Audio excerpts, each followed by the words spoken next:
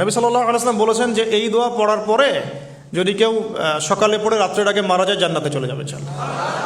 রাতে পড়ে সকালের আগে ইন্তেকাল করলে জান্নাতে চলে যাবে ইনশাআল্লাহ। আমি ইস্তেগফারের আপনাদেরকে 2-3টা দোয়া শিখাই দেই আগে ছোট্ট করে। 1 নাম্বার, যারা একটু পড়াশোনা করেন মাশাআল্লাহ তারা এইটা পড়বেন, সাইয়্যিদুল ইস্তেগফার। সাইয়্যিদুল ইস্তেগফার আমার সাথে বলবেন, আল্লাহুম্মা আনতা রাব্বি লা ইলাহা ইল্লা আনতা খলাকতানি আনা আবদুক ওয়া আনা আলা আহদিক ওয়া ওয়া'দিকা মাস্তাতা'ত আউযু বিকা মিন শাররি মা সানা'ত আবুউ লাক বিনি'মাতিকা আলাই ওয়া আবুউ বিযানবি ফাগফিরলি ফাইন্নাহু লা ইয়াগফিরু যুনুবা ইল্লা আনতা। এই যে আমরা গত লেকচারে বলেছিলাম যে আমাদের ইবাদতগুলো অন্তঃসার শূন্য হয়ে যাচ্ছে এই কারণে, বিকজ আমরা অর্থটা বুঝি না। এই যে দোয়াটা আপনি করলেন, নবী সাল্লাল্লাহু আলাইহি ওয়াসাল্লাম বলেছেন যে এই দোয়া পড়ার পরে যদি কেউ সকালে পড়ে রাত্রের আগে মারা যায় জান্নাতে চলে যাবে ইনশাআল্লাহ। রাতে পড়ে সকালের আগে ইন্তেকাল করলে জান্নাতে চলে যাবে ইনশাআল্লাহ।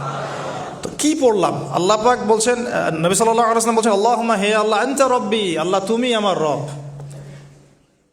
খলাকতানি তুমি আমাকে সৃষ্টি করেছো, আনা আবদুক আমি তোমার বান্দা, ওয়া আনা আলা আহদিকা আমি তোমার সাথে যে অঙ্গীকার করেছি এর উপরে আছি, মাস্তাতা থাকার চেষ্টা করছি, আমি সাধ্যমতো থাকার চেষ্টা করছি। আবুউ লাকা বিনি'মাতিকা আলাই আমার উপরে আমার যে উপরে তুমি যে নিয়ামত দিয়েছো আল্লাহ এগুলো আমি স্বীকার করছি। হে আল্লাহ তুমি আমার উপর যত নিয়ামত দিয়েছো আমি স্বীকার করছি। ওয়া আবুউ বিযানবি আমার যত গুনাহ আল্লাহ সব স্বীকার করছি। এইভাবে যদি বান্দা আল্লাহর কাছে দোয়া করে আল্লাহ মাফ করবেন না? সুবহানাল্লাহ। ফাগফিরলি আল্লাহ আপনি আমাকে মাফ করুন, ফাইন্নাহু লা ইয়াগফিরু যুনুবা ইল্লা আনতা কারণ আপনি ছাড়া যুনুব কেউ ক্ষমা করতে পারেন। ব্যাস এইভাবে বুঝে বুঝে এটা যদি না পড়েন অ্যাটলিস্ট এতটুকু, আস্তাগফিরুল্লাহাল্লাযী লা ইলাহা ইল্লা হুয়াল হাইয়ুল কাইয়্যুম ওয়া আতুবু ইলাইহি, এইটুকু। আর এটাও যদি না পড়েন, না পড়াটা একটু লজ্জার যদিও বা, তাও যদি না পড়েন তাহলে বলবেন আস্তাগফিরুল্লাহ ওয়া আতুবু ইলাইহি, আস্তাগফিরুল্লাহ ওয়া আতুবু ইলাইহি। আসুন তাহলে আমরা কাজগুলো পেয়ে গেলাম। এখন আসুন আমরা কেন রোজা রাখছি। নবী করিম সাল্লাল্লাহু আলাইহি ওয়াসাল্লাম এখানে উদ্দেশ্যটা বলছেন। এই দিনে কি করা হয়েছে? মুসা আলাইহিস সালাম এবং তার কওমকে নাজাত দেওয়া হয়েছে, ফেরাউন তার কওমকে ডুবিয়ে দেওয়া হয়েছে। এই তো এই রোজার সাথে কিন্তু হুসাইন রাদিয়াল্লাহু আনহুর কারবালার শাহাদাতের কোনো সম্পর্ক নাই। এটা একটা আকীদা পরিষ্কার করে নেবেন।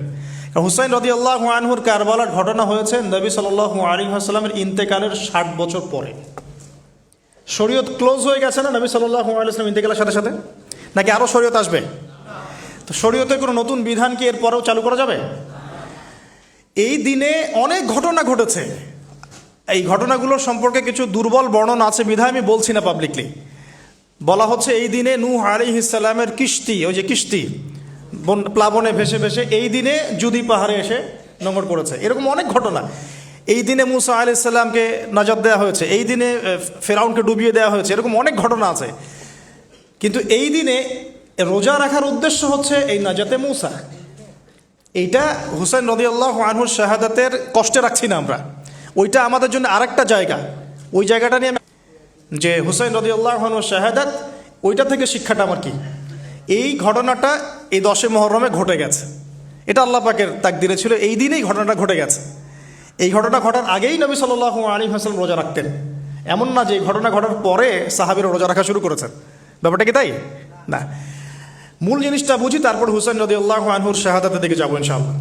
আমরা দোয়া করি আল্লাহ পাক আমাদের সবাইকে হুসাইন রাদিয়াল্লাহু আনহুর মতো সাহস, কারেজ দান করুন, তাদের মতো বীরত্বপূর্ণ ঈমান দান করুন, এবং জুলুমের বিরুদ্ধে তার মতো দাঁড়িয়ে যাওয়ার মানসিকতা দান করুন। আল্লাহ পাক সারা দুনিয়া থেকে ইয়াজিদদেরকে ধ্বংস করুন, এবং রাসূল সাল্লাল্লাহু আলাইহি ওয়াসাল্লামের কলিজার টুকরা নাতি হুসাইন রাদিয়াল্লাহু আনহুকে আল্লাহ পাক জান্নাতের উচ্চ মর্যাদা দান করুন। তো এখানে দেখুন মুসা আলাইহিস সালামের নাজাতের সাথে আশুরার ঘটনা জড়িত।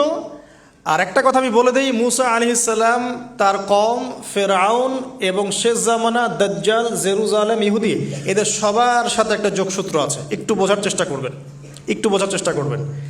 আবার বলছি, রোজাটা রাখছি আমরা আশুরার স্মৃতিতে, ওই স্মরণে। এই আশুরার দিন এর ঘটনা, মুসা আলাইহিস সালামের কওম, ফেরাউন, বনু ইসরাইল, এখনকার জেরুজালেম, জিউসদের উত্থান, শেষ জামানা, এই প্রত্যেকটা বিষয় কানেক্টেড আছে। আমি জানি না কিভাবে আমি শব্দ নিয়ে আপনাদেরকে বোঝাবো। কারণ আমি এখনগুলো লেকচারগুলোতে বলি যে আমি লাস্ট 3-4 বছর থেকে একটা প্রবলেম ফেস করছি। অনেক কিছু বুঝতে পারছি কিন্তু আমি আপনাকে বোঝাতে পারছি না।